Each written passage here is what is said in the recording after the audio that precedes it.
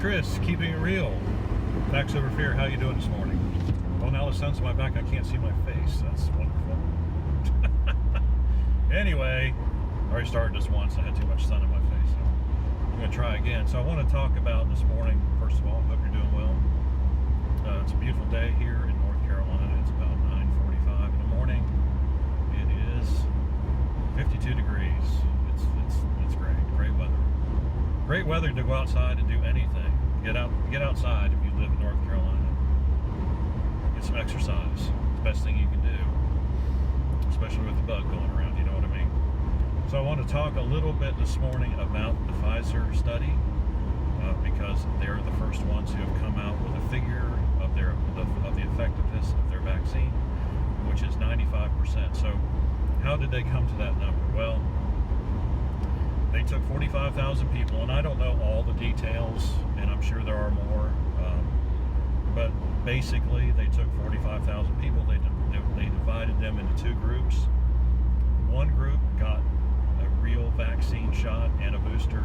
The other 22,500 got 2 shots of, I guess, saline solution. So that's also known as a placebo. So if you're testing shots, you usually use something like that. If you're testing pills, I guess, you just get some kind of inert pill that looks just like the other one, like the real one. And so what they do is, these people all got their shots, and they just went on about their lives as normal. And so that was one misapprehension I had about what was going on. I thought they were doing human challenge trials, and they are not yet. That comes later. So this was just a bunch of people got some shots, and they went out, and of course I guess there's a protocol for them reporting in, and maybe they have to get tested. I don't know the particulars because I can't find, the internet is a great place to get a news story, but it's not a great place to get information sometimes, So the control group is the one that gets the actual vaccine, and the placebo group gets nothing. So those terms are kind of important.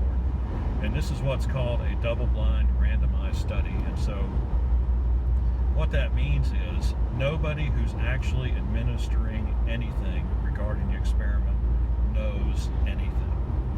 So the patients don't know anything, the control group doesn't know anything, the placebo group doesn't know anything, the people who are administering the shots don't know anything, the doctors who are administering the study don't know anything. It's all that responsibility is handed off to an independent third party, and they're the ones who keep track of who gets what and what happens to whom. And then when the thing's all over, then of course, everybody gets all the data, and then you can write up your report, and then you can present it for publication, and then it can be peer reviewed by other scientists, and I assume other scientists in your field who have some kind of specialty in viruses, virology, maybe. That might be a word. I don't know.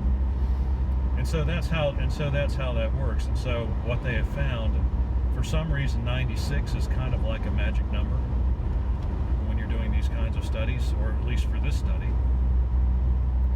And I'm just for the sake of being and having an easier time of it with the math, I'm going to say 100. And so what they found was that 95 people out of the placebo group have gotten coronavirus, and 5 people who got the real vaccine got coronavirus. And so when you take 95 and divide it by 100, so 95 people got it who had placebo out of 100, that's 95%. So the assumption is, and it's a legitimate assumption, that if that placebo group had gotten the real stuff, then there also would have been only 5 people. And so that's how we arrive at the 95% effective That's how they arrive at that figure. And I was wondering, well, does it really matter? I mean, does that mean that it's 95% effective? Well, in terms of this study, yes, it's exactly what it means. It means that it is, in fact, 95% effective in stopping COVID-19. If you ran this double-blind experiment until nobody was getting sick anymore, you would still see that same ratio. You would see that the odds of you getting coronavirus with placebo would be 19 times greater than they would be if you got the real vaccine. And so that is a real number that has real meaning, and so that's good. Now, of course, this is just a preliminary study on results on the first phase of this double-blind randomized experiment. They are going to wait until 164 people have been infected, and then they will recalculate the percentage.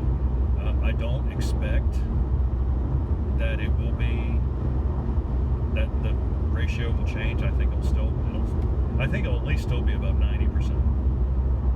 I mean, that's why you try to get a randomized sample group that, it's one of those things. It's kind of like picking a jury almost.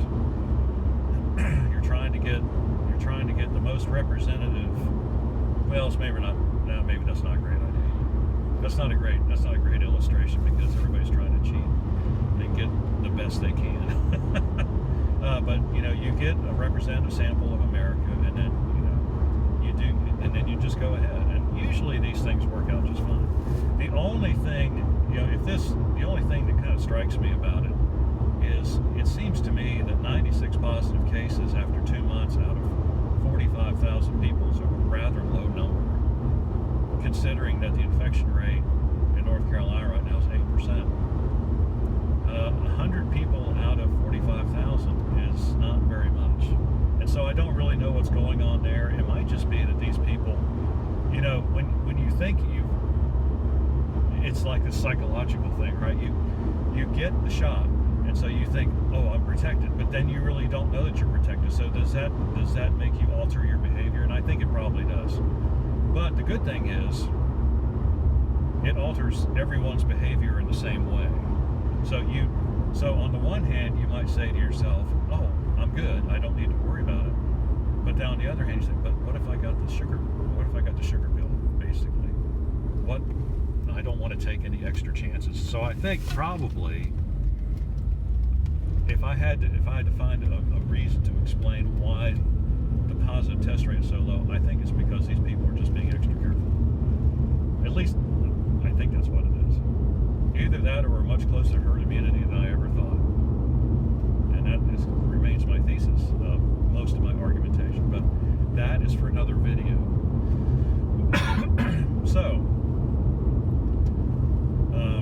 So they'll have to get to the end of this first phase, and they'll publish their results. It'll be peer reviewed, and then they will go on to the next phase, which I think is human challenge trial, where people who've gotten vaccinated will actually be exposed to the virus. We'll see what happens, and then we will find out really and truly, because this is, taking two groups and doing double-blind randomized studies, it's kind of an inference, because you really aren't directly testing anything. And so to directly test it, it's like, okay, I'm going to give you this vaccine, and come back in a week after we look at your antibodies, and then we're going to give you a nose full of the real thing, and then we're going to find out what happens. Sounds kind of unethical. Well, it's not unethical. I mean, which is more unethical? Would it be to do that, or just say, oh, we think it's good enough, let's just give everybody a shot and find out what happens? Yeah, you'll always be able to find volunteers, and especially volunteers who are in good physical condition and aren't in a group that's at risk. So, of course, that kind of makes the results a little less valid. But still, we're not going to take people and inject them with the vaccine and then expose them to a virus against their will. That's just not how things work, right? So we'll just have to see about it going forward. I still don't think I don't think that most people, most articles I've read, it's like it's still well into next year before this thing really ramps up. And so hopefully, we will reach herd immunity by that point. I really do. Um, and I hope really that this thing is not rushed to market, because we've been so stupid. And when I say we, I mean medical authorities who should know better have been stupid in their response to this coronavirus, and they need to get it together. And they need to restore some of the trust that they used to have, because right now I don't trust them. And that's really kind of like my big issue, is I don't trust people who are telling me to do this or do that or do the other thing, or this is great or this is wonderful. No. You're gonna. I want to see some facts, and not from you. I want to see it from a third party. So, but a peer-reviewed, published article would go a long way to making me feel better.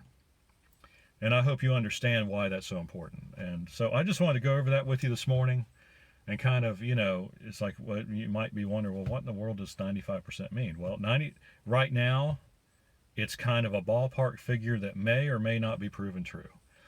I hope it is. I really do. Even if the effectiveness drops down to 75%, it's still worth, and it's safe. It's still worth doing.